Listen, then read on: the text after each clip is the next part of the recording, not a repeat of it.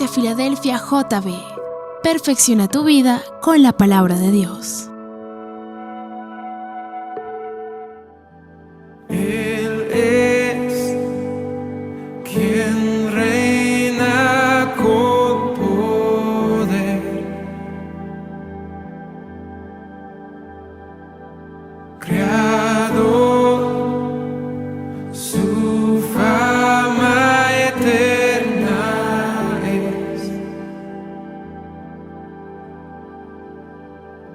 Su voz, un eco sin final, todos proclamarán,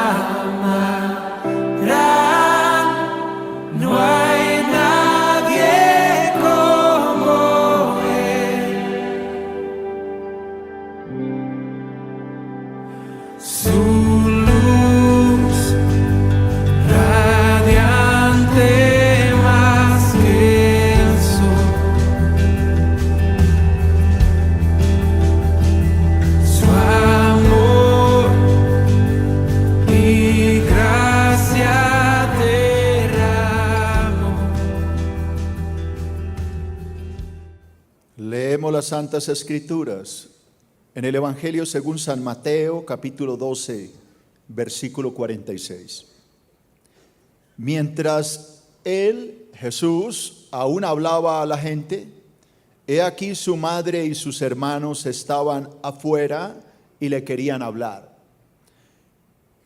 Y le dijo uno: he aquí tu madre y tus hermanos están afuera y te quieren hablar.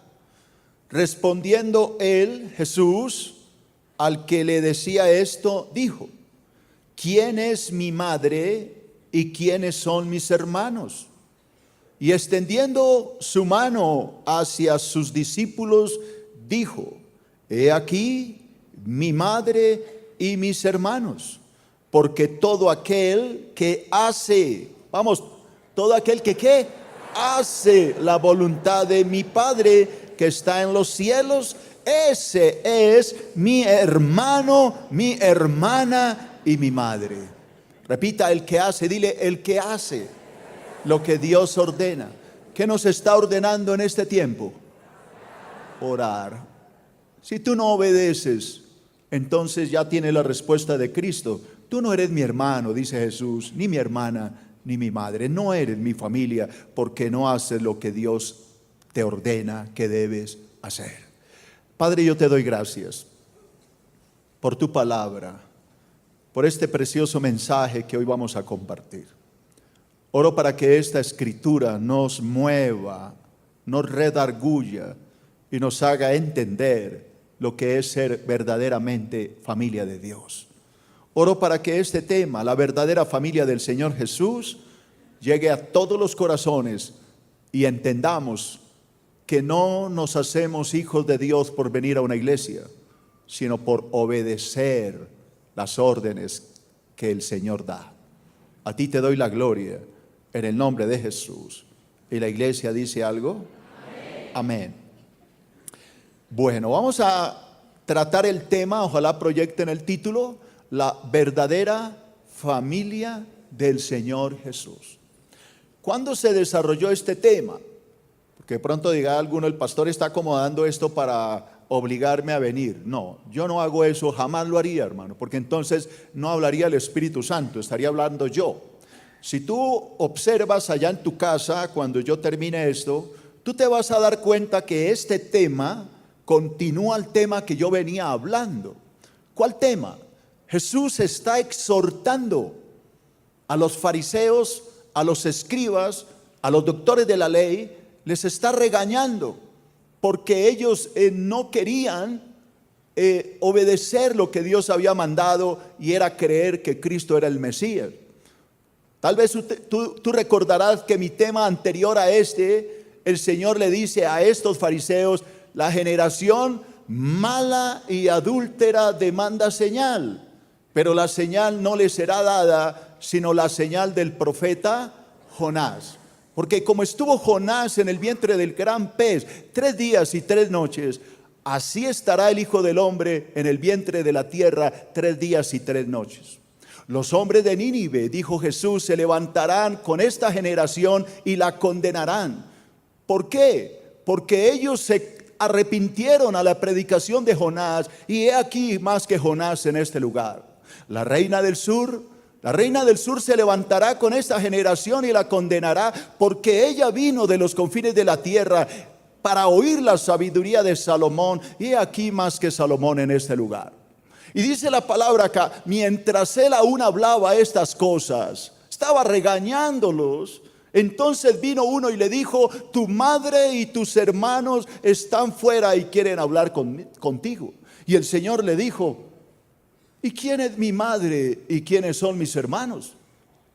Mi madre y mis hermanos no son ellos. Mi madre y mis hermanos son los que, grítalo, hacen la voluntad de mi Padre que está en los cielos. ¿Por qué Jesús fue tan rudo con estas palabras? Porque Jesús le está diciendo a María, a sus hermanos, a Jacobo, a Judas, a todas sus hermanas, ustedes no son mi familia. ¿Por qué Cristo fue tan rudo con estas palabras? Pues eso es lo que vamos a aprender hoy. Así que vuelvo y repito, yo no estoy acomodando esta palabra. Dios me guarde de usar la Biblia para obligarlo a hacer algo, pero sí estoy obligado a enseñar lo que Dios quiere hablar. Así que yo voy a tratar el primer punto en Números Romanos, la familia terrenal del Señor Jesús. Porque cuando uno lee esto dice, pero el Señor, ¿por qué les dijo esto? Les está diciendo, ellos no son mi familia. Ellos no son mi familia, pero ¿por qué Cristo lo hizo? Entonces lo vamos a entender. Lea conmigo. Mientras el Señor Jesús está exhortando a los judíos incrédulos, su madre y sus hermanos vienen con el propósito de querer hablar con él. Mateo capítulo 12, versículo 46 y 47. Mientras él aún hablaba a la gente, he aquí su madre y sus hermanos estaban afuera y le querían hablar. Y él dijo, y le dijo, uno, he aquí tu madre y tus hermanos están afuera y te quieren hablar. Lee conmigo. Parece normal que su familia quisiera hablar con él. Pero si leemos los otros evangelios, nos daremos cuenta que en realidad no es así. No era normal, no es que ellos querían venir a saludarlo o querían entrar en esa sinagoga para escuchar el mensaje de Jesús. No era normal, y ya lo vas a ver por qué. Primero, sus hermanos, los hijos de María y José, medio hermanos de Jesús, no creían en su ministerio, no le creían al Señor Jesús. Lo voy a demostrar. Juan capítulo 7, versículo 1 al 5. Juan 7, 1 al 5. Después de estas cosas, andaba Jesús en Galilea. Preste atención, Jesús estaba en Galilea, pues no quería andar en Judea, porque los judíos procuraban matarle, lo querían matar. Así que quiero que te metas al país de Israel en tu mente. Israel es un país bastante largo, ¿no? Es largo y delgado. En la parte del norte está Galilea, su capital Samaria. Y en la parte sur está Judea y su capital Jerusalén. Dice que Jesús estaba en Galilea, posiblemente, obviamente, en Nazaret de Galilea, donde él vivía con su familia. Y él estaba allá porque él no quería ir a Judea, porque allá lo querían, ¿qué? Matar, los judíos, los fariseos. Versículo 2. Estaba cerca la fiesta de los judíos, la de los tabernáculos. Y le dijeron sus hermanos. Vamos, repite esto. ¿Le dijeron quién? Sus hermanos. Vas a ver los sarcásticos que fueron. Sal de aquí, le dicen sus hermanos a Jesús. Sal de aquí y vete ¿a dónde? a Judea, a Jerusalén, para que también tus discípulos vean las obras que haces. ¿Por qué? Porque ninguno que procura darse a conocer hace algo en secreto. O sea, le están diciendo, tú que buscas la fama con tus discípulos, ¿cómo te quedas aquí? Ve a Jerusalén, date a conocer para que también tus discípulos vean tu poder. Versículo 4, porque ninguno que procura darse a conocer hace algo en secreto. Le están diciendo, ¿por qué te escondes? Si estas cosas haces, pues manifiéstate al mundo. Si es verdad que tienes tanto poder para hacer milagros y sanidad, manifiéstate al mundo para que la gente te vea. ¿Por qué te escondes aquí en Galilea? Ve a Judea para que te vean. Versículo 5, porque ni aún sus hermanos creían en él. ¿Ustedes se pueden imaginar la situación del Señor Jesús, cómo fue en su casa? Todos estos años, 30 años que vivió con ellos, ¿cómo se burlarían de él? Porque todo esto es sarcástico. Le están diciendo, ¿no que eres el Mesías? ¿Qué haces escondido aquí en Galilea? Vete a Judea, allá para que te vean tus discípulos. ¿No es que tienes poder? ¿No es que haces todas estas cosas? Pues date a conocer, porque ninguno que se quiere dar a conocer hace algo en secreto, lo hace en público para hacerse famoso. Lo están acusando de querer la fama. Todo esto es sarcástico, hermano. Y la palabra dice, ¿por qué le dijeron todo eso? Versículo 5, allá mis ingenieros, ¿por qué le dijeron todas estas palabras? Porque ni aún sus hermanos creían en él. Así que la situación del Señor en su casa no fue nada agradable. Bien dice la palabra que nadie es profeta en su propia tierra y en su casa. Lea por favor esto. Duras y sarcásticas fueron las palabras que le dijeron los hermanos al Señor Jesús. ¿Quién está de acuerdo que fueron duras las palabras? Claro que fueron duras, hermano. ¿Fueron duras y qué?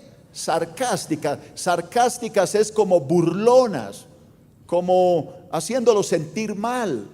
Sarcásticas y burlonas fueron las palabras que le dijeron los hermanos al Señor Jesús. ¿Qué fue lo que le dijeron realmente?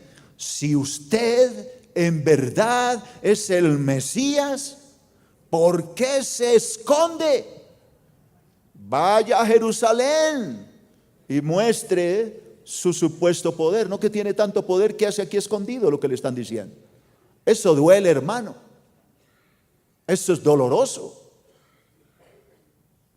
Pero por esa razón, vuelvo y repito, Jesús dijo, mis hermanos, mi madre, no. Mis hermanos y mi madre es el que ¿qué? Hace la voluntad de mi Padre.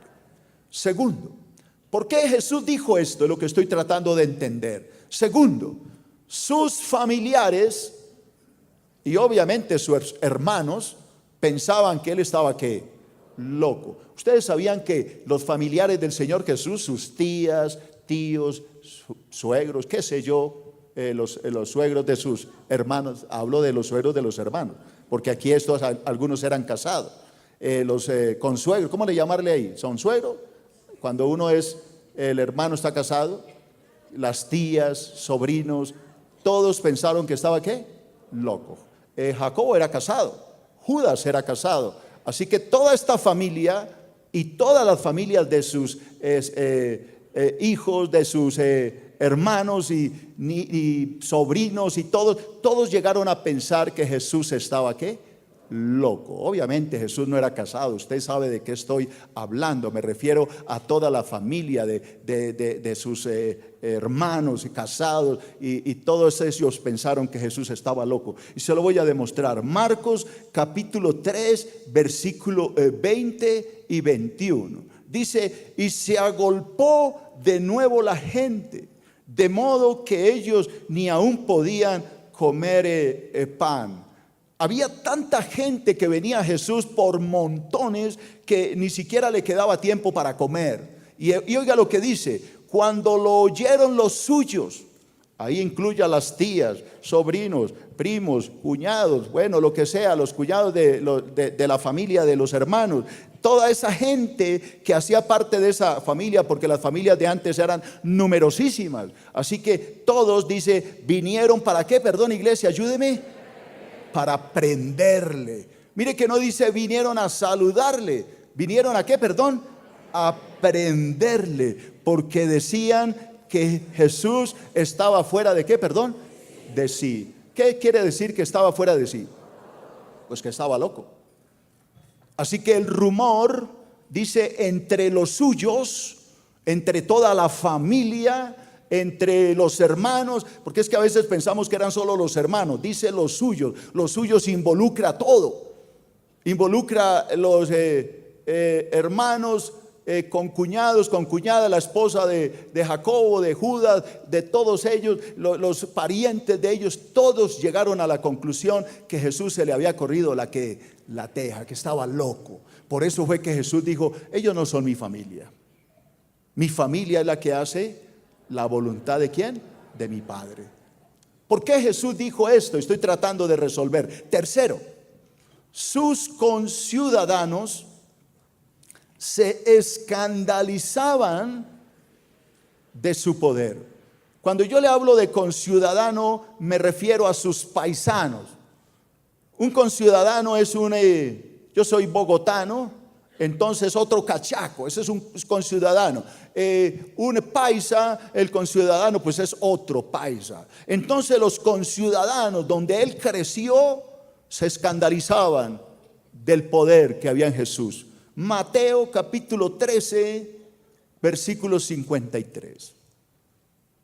Aconteció que cuando terminó Jesús estas parábolas, se fue de allí y venido a su tierra. Repita esta palabra, su tierra. ¿Cuál era la tierra de Jesús? ¿Nació en dónde? En Belén. Pero se crió en dónde? En Nazaret. Cuando él dice vino a su tierra, se refiere a Nazaret de Galilea, que queda al norte.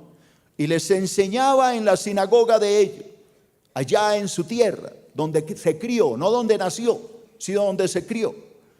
De tal manera que se maravillaban.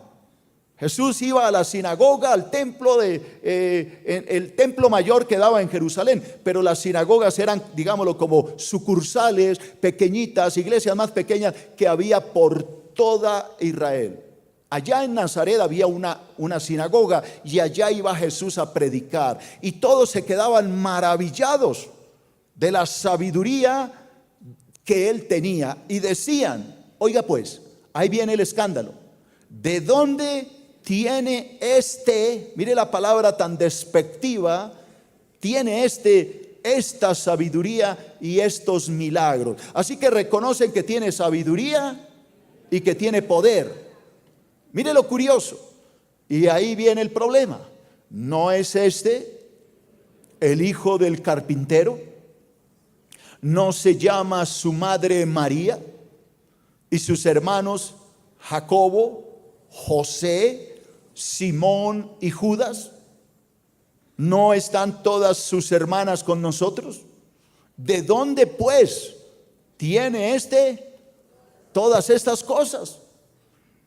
Y no oigo, se escandalizaban de él.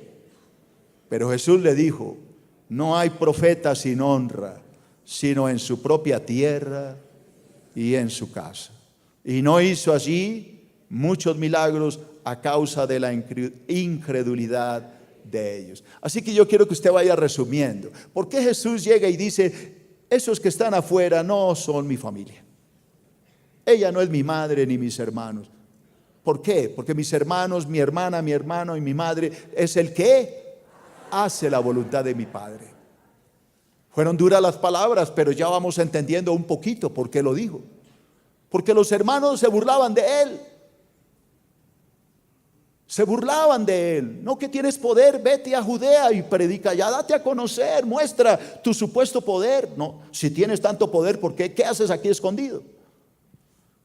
Se burlaban de él, hermano, su propia familia. Lo atacaban y hacían todo lo posible por ofenderlo. Como si fuera poco, sus familiares Los que no eran hijos, hermanos y su madre, sino todos los demás familiares, creían que él estaba ¿qué? Loco. Y sus conciudadanos, sus vecinos y donde nació, entonces decían que él estaba, no podía tener tanto poder porque era un hijo de un carpintero. Ellos lo conocían. ¿De dónde tiene este poder? Y se escandalizaban de lo que salía de su boca, de su sabiduría. Pero todavía queda más. Cuarto, muchos judíos, no todos, pero sí muchos, pensaban que Jesús estaba endemoniado. Ese era el común de la gente. La gente en la calle decía, ese está endiablado. Eso era lo que hablaba Jesús. Así que vaya dándose cuenta cómo pudo haber sido el ministerio del Señor durante estos 3 años. Juan capítulo 10, versículo 19 al 21. Aquí en Juan 10 Jesús viene hablando de que Él es el buen pastor. Yo soy el buen pastor y el buen pastor su vida da por sus ovejas. Yo soy la puerta, el que por mí entrare, entrará y saldrá y hallará pastos. Y empieza Jesús a hablar de esto. Y mire lo que dicen, versículo 19. Juan 10, 19. Volvió a haber disensión, división entre los judíos por estas palabras, porque Jesús está diciendo, yo soy el buen pastor, yo soy la puerta, y está hablando todo esto, y empezó a haber problemas entre los judíos. Muchos de ellos decían, demonio tiene, y está loco, está fuera de sí, este tipo es chiflado, ¿por qué le oís? Pero como no todos, era una división, decían otros, estas palabras no son de endemoniado. ¿Puede acaso el demonio abrir los ojos de los ciegos? Oiga, Jesús acababa de abrirle los ojos a un ciego. Un hombre que nació ciego de nacimiento. Nació ciego, no es que quedó ciego desde que nació era ciego. Y Jesús toma lodo y le unta los ojos a este barro y le unta los ojos al ciego y le dice, ve al Siloé y lávate allí. Me imagino que lo llevaron, era ciego, ¿no? Y allá llegó el ciego lleno de barro y se lavó los ojos y quedó viendo. Y cuando quedó viendo, pues toda la gente decía, este no era el mendigo que se sentaba allá a pedir limosna en el templo. Y otros decían, se parece. Y él decía, no me parezco, soy yo. Y entonces lo llevaron a los fariseos y los fariseos y le dijeron, tú eres el mendigo que se sienta a pedir monedas. Sí, soy yo. ¿Y cómo así? ¿Por qué ahora estás viendo? No, es que un señor llamado Jesús me echó barro en los ojos y me dijo que me fuera a lavar al Siloé y quedé viendo. Y pues ahora veo. Y dice, ¿y cómo así que te abrió los ojos? Pues no sé, yo pienso que es un profeta. Empezó a decir el ciego. Y él dice, ¿y quién se atreve? Nació en pecado, nació ciego y viene a enseñarnos a nosotros. Y él le dice, pues yo no sé, pero yo no he escuchado hasta el momento que alguno de ustedes sea capaz de abrirle los ojos a los ciegos, pero él me los abrió. Yo creo que él es el Hijo de Dios, el Mesías. Y empezó a dar la clase y lo echaron del lugar porque el ciego empezó a darle clases a los teólogos de la época. Y fue ahí cuando Jesús dijo, yo soy el buen pastor, yo soy la puerta. Y empezó a predicar y fue ahí cuando los fariseos terminaron blasfemando al Espíritu Santo diciendo, este hombre está poseído por el diablo. Y ahí es cuando Jesús le dice, no, yo no estoy poseído por el diablo. ¿Cuál endemoniado puede liberar a una persona ciega? Es imposible. Así que, hermano, habían suficientes razones para que Jesús le hablara de la forma en que le habló a María y en la forma en que le habló a sus hermanos. Lee por favor esto. El rechazo que sufrió el Señor Jesús, porque fue un rechazo, había sido profetizado cientos de años atrás por el salmista David. Ustedes saben que David, aparte de ser salmista, dentro de sus salmos hay muchos salmos proféticos. Un ejemplo de esto es el Salmo 22, que lo escribió él y dice, Dios mío, ¿por qué me has desamparado? Y hay muchos salmos escritos por David que hablan de profecía. Pues el Salmo 69 no es la excepción. Este salmo profético lo escribió David alrededor de 1000 años antes de Cristo. Y oiga en el versículo 7 lo que está profetizando aquí David. Porque por amor de ti he sufrido afrenta, por amor a Dios ha sido perseguido, es lo que está diciendo David. Confusión ha cubierto mi rostro. Extraño, oiga, extraño he sido para mis hermanos y desconocido para los hijos de mi madre. Esto fue exactamente lo que le pasó a Jesús. Era un extraño para sus hermanos. Sus hermanos lo miraban y le decían: ¿usted de dónde se viene a creer el Mesías? Algo parecido a lo que le pasó a José y sus hermanos, que le tenían tanta envidia que lo terminaron vendiendo como esclavo en Egipto. No sé si saben de qué hablo. Así que los hermanos de Jesús le tenían su bronca, hermano, y le guardaban su rabia porque estaba profetizado que él sería extraño para sus hermanos y un desconocido para los hijos de su propia madre. Eso no es raro, hermano. No es raro, porque eso sucede generalmente en todas las familias. Cuando uno se convierte, algunos se convierten con uno y otros lo atacan, lo persiguen, lo critican, lo señalan. ¿Quién ha tenido que pagar ese precio? Bienvenido al club. No es fácil ser cristiano. Hay que pagar un precio por servirle a Dios. Lea por favor esto. El rechazo e incredulidad de su familia era una figura del rechazo e incredulidad de su propio pueblo. O sea, me explico.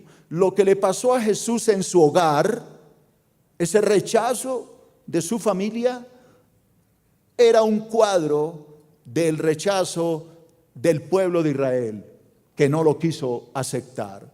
Eso es lo que me enseña a mí la Biblia en el Evangelio según San Juan, capítulo 1 y versículo 11. San Juan 1:11. A lo suyo vino y los suyos no le recibieron.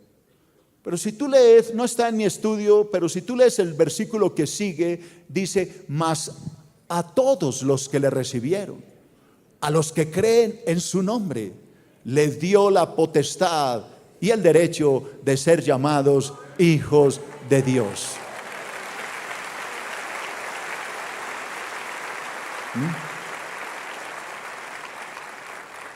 Jesús vino a lo suyo, a hacer la tarea que Dios le encomendó. Jesús dijo: mi comida es que haga la voluntad de mi Padre y que acabe su obra. Porque no he descendido del cielo para hacer mi voluntad, sino para hacer la voluntad del que me envió. Así que Él vino a hacer la tarea. Él sabía que tenía que morir en la cruz. Isaías 53, que profetizó 700 años antes que Cristo iba a ir a la cruz. Él sabía que venía, pero los suyos no le recibieron. Despreciado y desechado entre los hombres, varón de dolores, experimentado en quebranto. Él sabía que sería rechazado. ¿Quién ha creído a nuestro anuncio? Nadie. Muy pocos le creyeron. Es más, cuando la iglesia se fundó el día de Pentecostés, Hechos capítulo 2, apenas 120 personas estaban reunidas. Lo siguieron miles. Acuérdate que alimentó a 5,000 hombres sin contar sus esposas y sus hijos. Alimentaba multitudes. Cualquier lugar donde Cristo llegaba era abarrotado de gente. La pregunta es: ¿por qué lo seguían? ¿Porque le creían? No, porque Jesús les alimentaba gratis, porque Jesús les sanaba gratis. Entonces era más fácil ir a Jesús que ir al médico. Y ellos buscaban lo fácil, pero no era que le creyeran.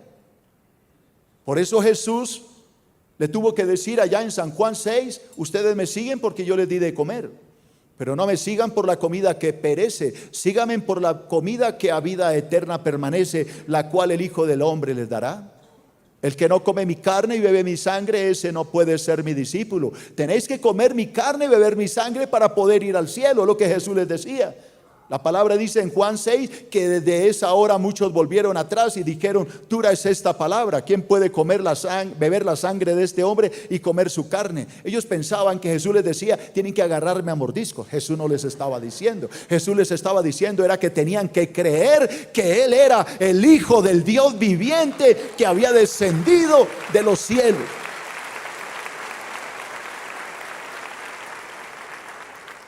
Ahora entienden, iglesia, por qué cuando Jesús está en la sinagoga exhortando a estos fariseos y llega su madre y sus hermanos que quieren hablar con él, Jesús les dice: ¿quién es mi madre y quiénes son mis hermanos? Y luego, mirando a sus discípulos, les dijo: he ahí mi madre y mis hermanos, porque todo aquel que hace la voluntad de mi Padre, ese es mi hermano, mi hermana y mi madre. ¿Entiendes? Ahora, tengo que aplicar todo esto a nosotros. Lo tengo que aplicar a mi vida, porque un sermón sin aplicación es como una medicina que queda en el frasco o en la jeringa, pero que no se le inyecta en la nalga. Hay que aplicarle la medicina para que esto tenga sentido. ¿De qué me sirve todo esto? Me sirve, hermano, para entender que todos los que creímos en Cristo, los que le recibimos como Señor y Salvador, los que le aceptamos, tenemos que demostrar que de verdad hemos creído, porque Dios está harto de tanta palabrería barata. ¿De qué le sirve a una persona decir yo creo, si hace todo lo contrario de lo que dice la palabra? Es lo que yo nunca he podido entender. ¿Por qué la gente sigue a los hombres que le enseñan el error? No lo puedo entender. ¿Por qué la gente le fascina andar detrás del error? Bien dice la Escritura que un ciego conduciendo a otro ciego, ambos terminarán en el hoyo.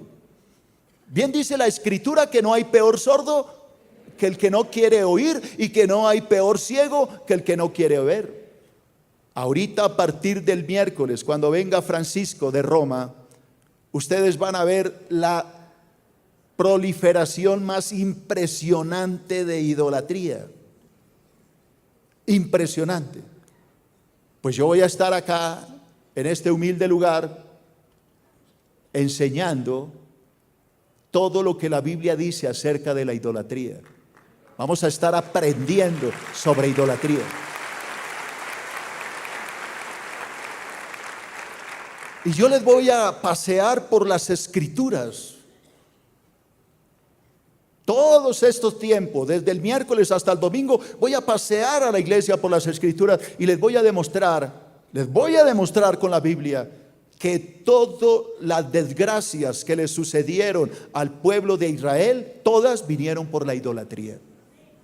Que toda la desgracia que le sucedió al pueblo cananeo, al cual Dios le quitó su tierra y se le dio a Israel, fue por la idolatría. Que todo lo que vive y sucede en este mundo es por la idolatría. Que todos los pecados absurdos que el mundo hoy llama bien, como el homosexualismo, el lesbianismo, son causa de la idolatría. ¿Todo eso está en la Biblia? Sí. Y eso es lo que vamos a aprender para que el que quiera oír, oiga y entienda que los ídolos no salvan, sino que llevan a la gente a la perdición. ¿Por qué Venezuela está como está? Porque Dios mandó a profetas, hombres de Dios, de oración, y le dijo: ve y háblale a mi pueblo, para que mi pueblo empiece a orar, para que mi pueblo deje de pecar, para que mi pueblo empiece a clamar, porque va a venir una desgracia. Algunos pastores creyeron, unos poquitos, siempre hay un remanente que cree. Otros dijeron que eso no va a pasar, somos petroleros, vamos de shopping a Miami, tenemos flamantes carros de lujo. Y era verdad, esa época, hace 20 años, Venezuela era un país riquísimo. ¿Qué va a venir esa desgracia? Pero mire, hermano, pasaron los años.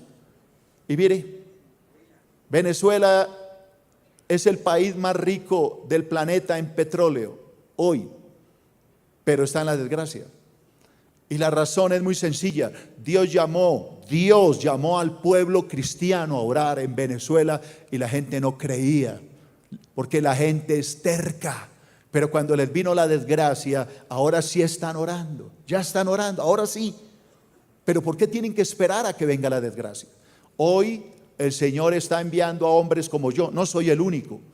Muchos pastores tienen este mismo llamado a sus iglesias, a orar. Vamos a ver, aquí este lugar, mire para atrás, mire arriba cómo está esto. Yo quiero que haga una observación. Prácticamente está lleno, arriba no hay una silla, una que otra por ahí.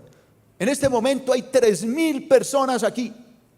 Y ahora más tarde vienen otras 3,000. Así que son mal contados 6,000. Más los que vienen de vez en cuando, póngale 7,000, 8,000 personas. Vamos a ver, vamos a esperar a que venga el miércoles a las 6 de la tarde y ahí vamos a ver sus amenes y sus aleluyas. Porque es que esto no se trata, hermano, de decir gloria a Dios y aleluya. Esto se trata de obedecer. La palabra de Dios no es para oírla, la palabra de Dios es para ponerla en práctica y para responder al llamado del Altísimo.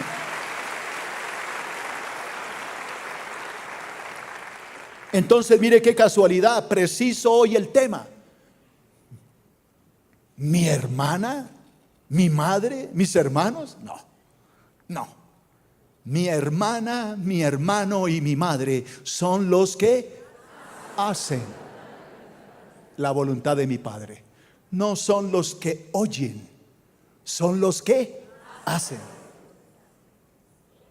Por eso Cristo fue tan rudo, porque es ruda las palabras del Señor.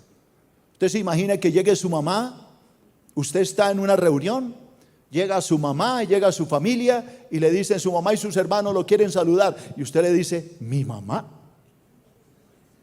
Lo desheredan ese día. ¿Mi mamá? ¿Mis hermanos? No, mi mamá y mis hermanos son los que están aquí oyendo mi palabra y que me creen a mí. Esos son para mí mis hermanos y mi madre. Esas son palabras rudas, hermano. Pues este miércoles, jueves, viernes, sábado, domingo, desde mañana en la madrugada, Dios va a empezar a mostrarles qué tan hijo de Dios es usted. ¿Qué dijo Jesús? La voluntad de mi Padre es que ustedes crean que yo soy el Hijo de Dios. Esa es la voluntad del Padre. La voluntad del Padre es que me crean que yo soy el que soy. Esa es la voluntad del Padre, que obedezcamos. Uno de los grandes pecados de Venezuela fue ese. Yo les pedí, no les ordené porque yo no soy quien para ordenarles, pero sí les dije, hermano, lean un libro esta semana. Estoy seguro que muy pocos lo hicieron. ¿Quiénes leyeron el libro? Mueva la mano. Mire, ni el 10%, el resto no les importa, hermano. No hay nada que los mueva. Nada los sacude. El libro era gratis, porque es que no tenía plata, hermano, era gratis. Es más, Miguel Andrés, nuestro ingeniero, lo proyectó, lo puso allá en la página, ¿no? Les puso el link, solo era espichar allá, todavía está publicado. Espichar ahí, ¡pum!, se abre el libro, no tenía que hacer nada más. Estoy seguro que ni se acuerdan cuál era el libro. Crónicas de una nación en guerra. Esa es la mejor forma de entender por qué Venezuela está como está y por qué Colombia va para allá. Acuérdese que se lo digo. Esta semana es el buen tiempo para leer ese libro.